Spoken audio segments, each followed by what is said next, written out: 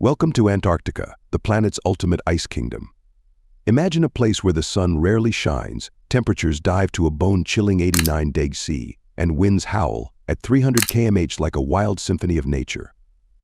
This isn't just any frozen landscape, it's a desolate paradise, a vast desert cloaked in ice, where just 51 mm of snow falls each year.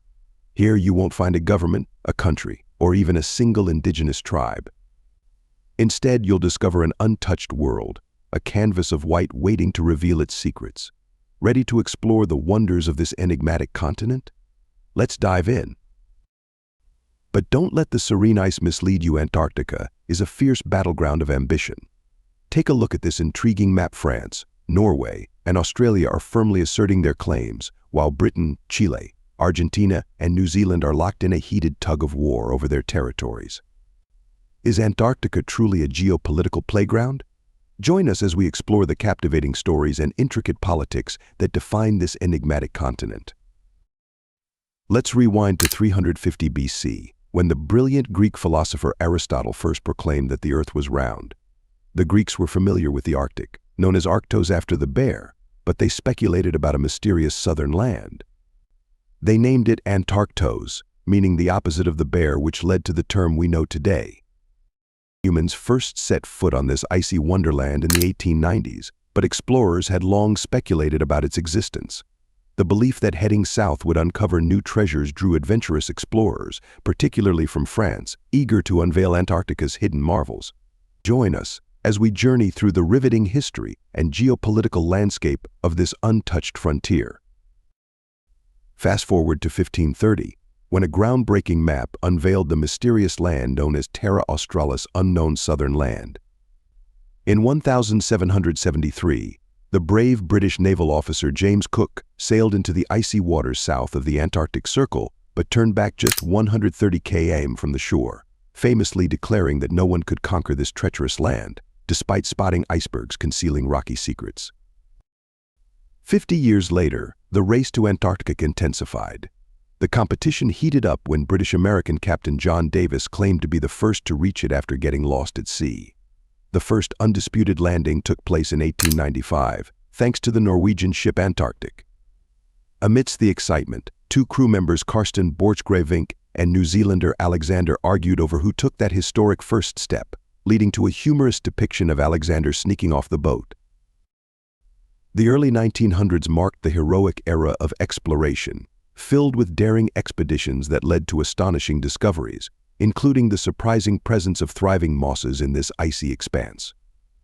Soon after, the colonial era began, as 7 nations, Argentina, Australia, Chile, France, New Zealand, Norway, and the UK rushed to stake their claims on this vast, frozen wilderness. Get ready for a thrilling saga where adventure and intrigue collide in the captivating story of Antarctica. But the adventure didn't stop there.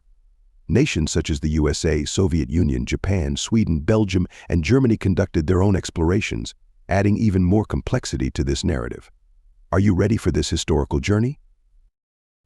In 1939, as tensions rose in Europe, a daring German Antarctic expedition took to the skies, capturing aerial photographs and dropping metal Nazi swastikas onto the icy landscape, claiming these territories for the Third Reich.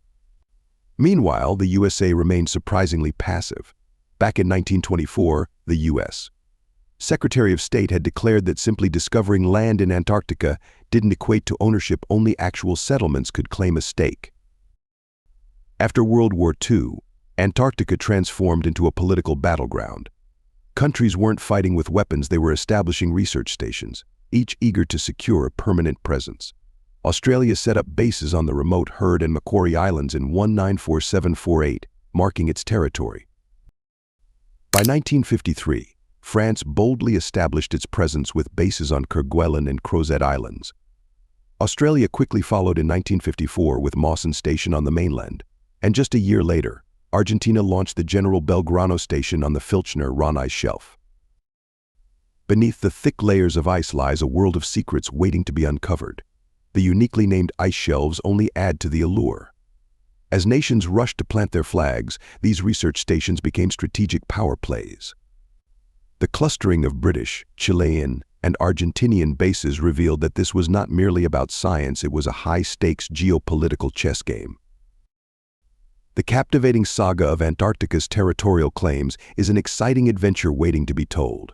Just look at the political map. Blue dots mark bustling research stations where Norway, Australia, France, and New Zealand have established their frozen territories. But wait. The overlapping claims of Chile, Britain, and Argentina create a web of geopolitical intrigue. Report 1. In 1950, the Soviet Union boldly entered the arena, declaring that it wouldn't recognize any claims made without its consent. As Cold War tensions escalated, worries grew that conflicts could spill over into this pristine wilderness. Thankfully, cooler heads prevailed. Let's jump to 1958, a game-changing year when President Eisenhower proposed an innovative treaty aimed at preserving Antarctica as a peaceful refuge.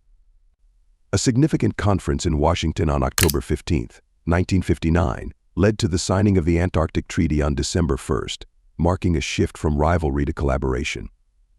This landmark agreement laid down three essential principles. Antarctica would be designated as a zone of peace, scientific research would be accessible to all, and the findings would be shared globally.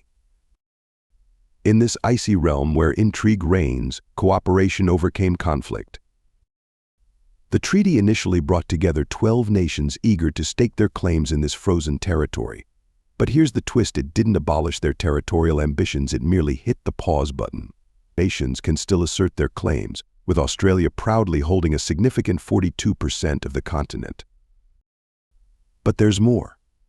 The United States, along with several other nations, does not acknowledge these claims. Among the 7 countries vying for territory, a web of alliances and rivalries emerges.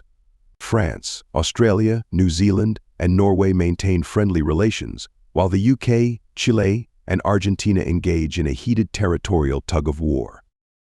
Currently, these claims are mostly symbolic. The treaty has put them on hold for now, but they're poised to resurface in 2048. What will unfold then? Will the treaty be extended? That's a thrilling question we'll delve into later. Thanks to the treaty, Antarctica has transformed into a center for scientific collaboration rather than geopolitical strife. Every year, around 4,500 researchers from across the globe flock to this icy sanctuary, showcasing remarkable teamwork and groundbreaking discoveries. Now, let's focus on India's extraordinary Antarctic adventure. Initially skeptical of the treaty, fearing it would empower a select few nations, India urged the United Nations to take charge of the continent. However, the UN did not respond. In December 1981, India boldly took action. Under the guidance of esteemed marine biologist Dr. Syed Zahor Qasim, India launched its first covert expedition to Antarctica aboard the icebreaker Polar Circle, which it borrowed from Norway. This mission was a tremendous success, humorously dubbed an invasion by New Scientist magazine. But fear not, it was not a hostile takeover, rather, it was a pioneering research expedition conducted without the treaty's approval.